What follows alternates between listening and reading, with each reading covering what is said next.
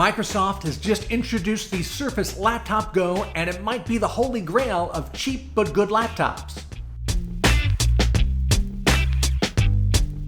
Finding a really good, inexpensive laptop is very difficult to do. Anything $500 or less, there are always a lot of compromises on design, on performance, on features, and even if you do find something halfway decent, especially in 2020, it's hard to actually buy it because everybody's working from home or everyone is learning from home and people are buying a lot of extra, less expensive laptops.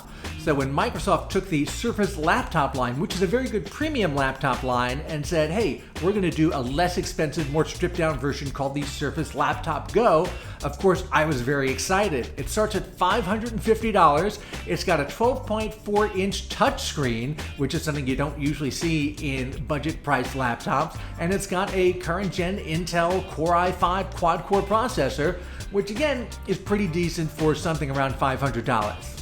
Now, Microsoft is promising a bunch of interesting features in this. You can get 128 or 256 gigs of storage, 8 gigs of RAM, but in that entry-level $550 version, you do only get 64 gigs of storage and 4 gigs of RAM.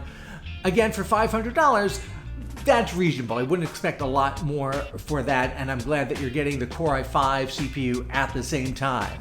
And a design that looks pretty decent. It weighs less than 2.5 pounds. The keyboard, Microsoft claims, has decent key travel. Obviously, I have to try it out in person to find out, but on paper it looks impressive. Large touchpad. I like that it has both USB-A and USB-C ports on it, although for power you're still using that Microsoft proprietary connector. It's a little bit like the old MagSafe. It just kind of slots in on the side, and then if you trip over it, it should pull right out, which I do like, but everyone is moving to these single USB-C ports on everything for power and connectivity. I think eventually you'll see any kind of proprietary power connection like that go away. Now, this is not the first time we've seen something like this.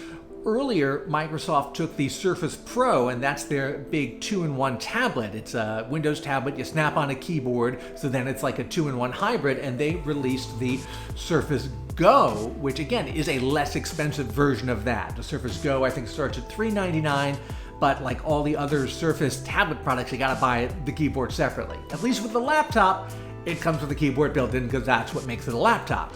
Frankly, a lot of super budget laptops will do what you need them to do because you got to go online, access Google Classroom, maybe stream some stuff online, do some email, again, online, everything is cloud-based. That's why Chromebooks, frankly, work for a lot of students and a lot of work for home people right now.